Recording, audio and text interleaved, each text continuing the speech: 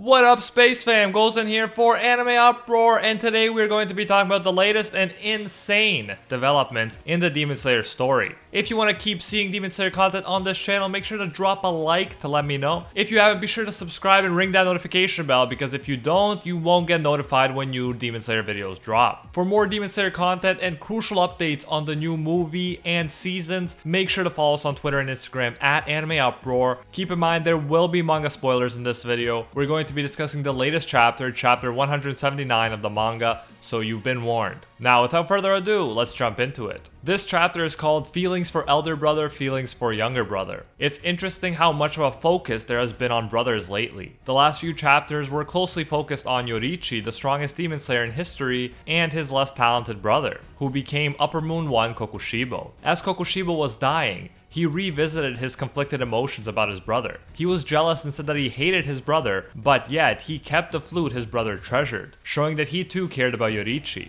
just as Yoriichi cared about him. Kokushibo couldn't completely discard his humanity like he wanted to. He wasn't the monster that he tried to convince himself he was. But with this chapter, Kokushibo is no longer taking center stage. His story has concluded, and now in this chapter, we are dealing with the aftermath of the battle. We are dealing with two different sets of brothers, namely Genya and Sanemi, and Muichiro Tokito and his older twin brother, Yuichiro Tokito. The latter two are actually descendants of Kokushibo, so that adds even more significance to their relationship. Anyways, we start the chapter with Gyomei telling Sanemi to stop attacking Kokushibo since he is no longer regenerating. However, Sanemi keeps attacking and Gyomei has to physically stop him. Then, Gyomei figures out that Sanemi is unconscious even though he's still moving. I guess you could say he pulled a Zenitsu. After he gets Sanemi under control, Gyomei looks at the conditions of Genya and Muichiro. Genya's first thoughts are not for himself, but for his brother and Muichiro. Gyomei says they are alive and that it's okay,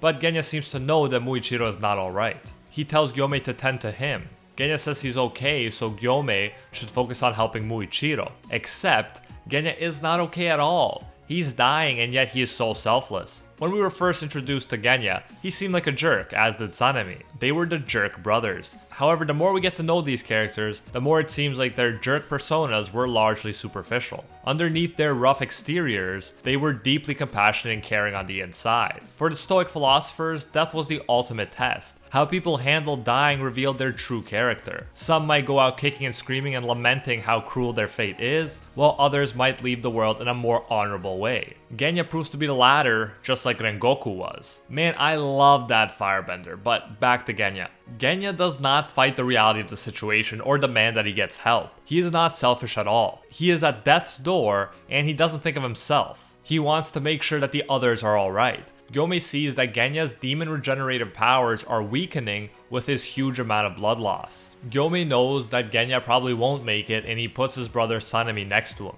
Genya is relieved that his still unconscious brother is okay. Then Gyomei goes to see my man Muichiro, the 14-year-old kid who managed to do so much. He thanks Muichiro. Gyomei says that it was thanks to him that they were able to win. Remember that it was Muichiro's red blade that arguably had the biggest effect on Kokushibo. Gyomei continues to praise Muichiro even though he's dead and probably can no longer hear what he's saying. I respect Gyomei for this. He tells Muichiro that from the bottom of his heart, Muichiro has his gratitude and respect. This is probably the greatest compliment that the strongest pillar can give someone. He comments again on how ridiculously young Muichiro was, and how, despite his young age, he was magnificent to the end. Gyomei promises that they'll defeat Muzan. Then, he tells Muichiro to be at peace and closes his eyes. We jump into the afterlife world we've seen so often in Demon Slayer, where dead characters or near-dead characters reunite with their dead loved ones. Not surprisingly, Muichiro is again reunited with his older twin brother, Yuichiro. Yuichiro is another example of a character that seemed like a jerk at first, but as it turns out, he really cared about his brother, even if he didn't always act like it. Yuichiro is crying when he sees that Muichiro is dead. Muichiro, who worked so hard, thought he had finally earned his brother's praise. But his brother instead criticizes him for dying. Yuichiro wishes his 14-year-old brother ran. He thinks he should have let the older guys handle it rather than putting his young life on the line. However, Muichiro says that he couldn't abandon his comrades. Again, we get the question of what someone's life was for. In the last chapter, Kokushibo asked Yoriichi what his life was for. Why was he born? Similarly, now Yuichiro is asking what Muichiro's life was for. However, unlike Kokushibo, Muichiro has an answer. But first, he mentions that his brother died at 11 years old, so he feels sorrier for him. At least Muichiro got to experience 3 whole years on Earth that Yuichiro didn't. This is a powerful line because it shows how things can be framed in different ways, glass half full or glass half empty style. Sure, compared to the average person, Muichiro died way earlier. But compared to his brother and many others, he had a longer time on Earth than they did, and he is thankful for the years he had, rather than being regretful for the years he didn't have. Muichiro reveals that the reason he was born was to be happy. He asks his brother Yuichiro if there wasn't even a single moment when he too was happy. Thus, Muichiro is suggesting that even a life with one happy moment was not a wasted life. It was a life worth living. If we think back to Kokushibo, he had happy moments as well. In fact, he told us he lived a serene life for at least 10 years. Even he admitted as much. So if he simply framed things the way Muichiro did, he'd see that he didn't live for nothing. He did get to experience the miracle of life, which is reason enough for anyone to be born. Muichiro explains that he had many happy moments. He was happy when he lived with his family. He was sad when they died and he was left alone, but he eventually made friends. Along with those friends came good times when he could smile again. There were countless moments when he experienced happiness. For Muichiro, that was enough. That was a full life. He didn't turn his eyes away or run from anything. In this way, he died an honorable death. He stayed committed to his principles, unlike Kokushibo. He doesn't regret risking his life for his comrades. There's a lot to be said here. The mangaka is inviting us to compare Muichiro's extremely short life to his ancestor Kokushibo's extremely long life. An argument is being put forth that it's not about the quantity of life we experience as much as it is about the quality of life. Kokushibo lived for centuries and he died not knowing what he lived for. Muichiro lived a short 14 years and he died content and fulfilled, knowing exactly what he lived for. Kokushibo wanted to extend his life at the cost of his principles, while Muichiro was willing to die for his principles. Kokushibo couldn't be thankful for centuries worth of living, while Muichiro could be extremely thankful for 14 years because he focused on the moments of happiness he experienced. If only Kokushibo was willing to reframe the way he viewed things, he could have lived a much happier life and died a happy, fulfilled man. Eventually, Muichiro and his brother make up. Yuichiro apologizes and says that he just didn't want his brother to die. That's why he was so hard on his brother. They hug and we jump to Sanemi opening his eyes. Sanemi sees that Genya's body is crumbling like a demon's. Genya was in fact dying despite all the talk about him being fine. Genya apologizes for criticizing Sanemi and for always troubling him. Sanemi says that he never once troubled him and tells him not to die. He says that Genya can't die before him. They are both crying, and you probably are too as you read this part because it's that touching.